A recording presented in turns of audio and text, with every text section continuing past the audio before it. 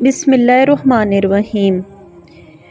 دوستو، غزوہ احد میں جب کافروں کا لشکر مکہ کو واپس ہو گیا تو مسلمانوں کو یہ خطرہ ہوا کہ ایسا نہ ہو کہ یہ لشکر مدینہ کی طرف پلٹ پڑے اور ہماری غیر موجودگی میں شہر کو نہ لوٹ لے۔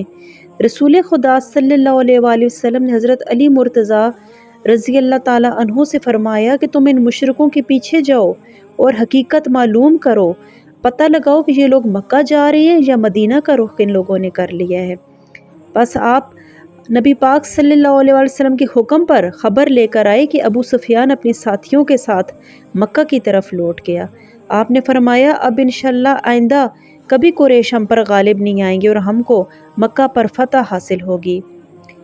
جب احد کا میدان مشرکوں سے خالی ہو گیا تو مسلمانوں نے اپنے شہیدوں کی تلاشی شروع کی، یعنی ان کو تلاش کرنا شروع کیا۔ رسول خدا صلی اللہ علیہ وآلہ وسلم نے حضرت علی مرتضیٰ سے حضرت حمزہ کے بارے میں دریافت کیا۔ حضرت علی تشریف لائے اور ان کی نعش کو دیکھ کر آئے اور ان کی شہادت کی خبر سرور عالم حضرت محمد مصطفیٰ صلی اللہ علیہ وآلہ وسلم کو پہنچائی۔ آپ ان کی نعش پر تشریف لے گئے۔ پھر حضرت محمد مصطفیٰ صلی اللہ علیہ وآلہ وسلم نے فرمایا کہ کون ہے جو مجھے سعد بن ربیع کی خبر لا کر دے گا کہ وہ زندہ ہے یا شہید ہیں۔ ایک انصاری اس واقعہ کی تفتیش کے لیے میدان میں تشریف لے گئے۔ جب وہ وہاں پہ پہنچے تو انہوں نے دیکھا کہ سعد بن ربیع زخموں سے چور پڑے ہوئے تھے، ان میں زندگی کی آخری سانسیں تھیں۔ ان انصاری نے رسول خدا صلی اللہ علیہ وآلہ وسلم کا سلام ان کو پہنچایا۔ حضرت سعد نے فرمایا کہ میرا سلام رسول خدا کی خدمت میں پہنچا کر عرض کرو کہ سعد کہتا ہے کہ اے پیغمبر خدا، اللہ تعالی ہماری طرف سے آپ کو وہ بہترین جزا عطا فرمائے کسی پیغمبر کو اس کی امت کی طرف سے اس نے دیا ہے، اور میرے سب دوستوں کو میرا سلام پہنچانا اور کہنا کہ اگر تم نے پیغمبر کی خدمت کاری اور فرما برداری میں کوئی کسر کی تو اللہ تعالیٰ کی بارگاہ میں تمہارا کوئی عذر قبول نہیں ہوگا۔ یہ کہہ کر حضرت سعد رضی اللہ تعالیٰ عنہ نے اپنی جان اللہ پاک کے سپرد کر دی۔ وہ صحابی انصاری حضور پاک کی خدمت میں واپس آئے اور صورتحال ساری بیان کی۔ آپ نے فرمایا الہی سعد بن ربیع سے راضی ہو۔ سبحان اللہ، کیا اخلاص اور کیسی محبت ہے کہ جان دے رہے ہیں اور شکر ادا کر رہے ہیں اور عذر خواہی کر رہے ہیں۔ دوستو، شہدائے احد میں سب سے پہلے حضرت صلی اللہ علیہ وسلم نے حضرت حمزہ کی نماز جنازہ پڑھوائی۔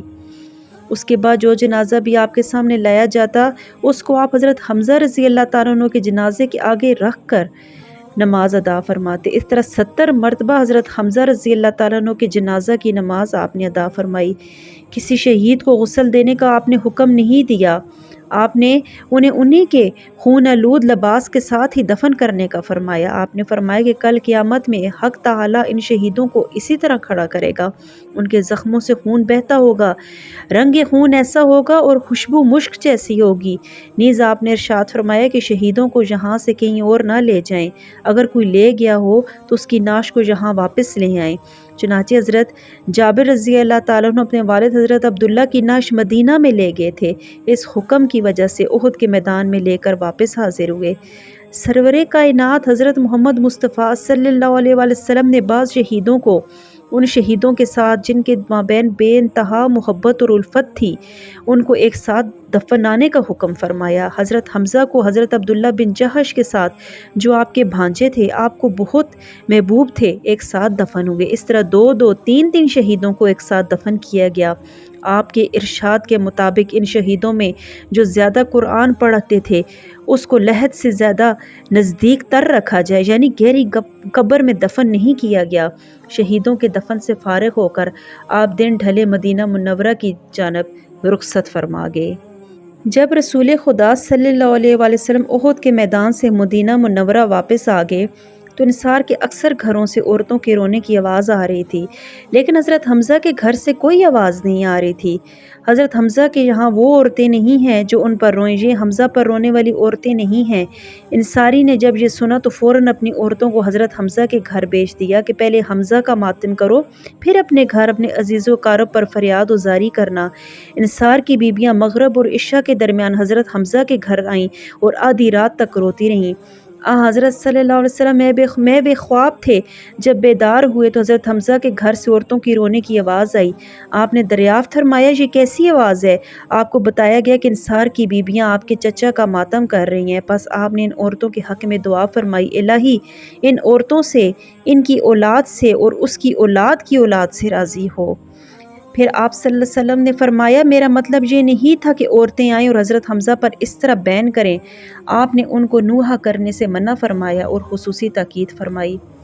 دوستو تاریخی روایت سے ثابت ہے کہ جنگ احد میں 70 مسلمان شہید ہوئے، ان میں صرف 4 مہاجر اصحاب تھے اور باقی 64 انصار رضی اللہ تعالیٰ عنہ تھے، اور اسی طرح کافروں کے لشکر سے 30 افراد جہنم واصل ہوئے۔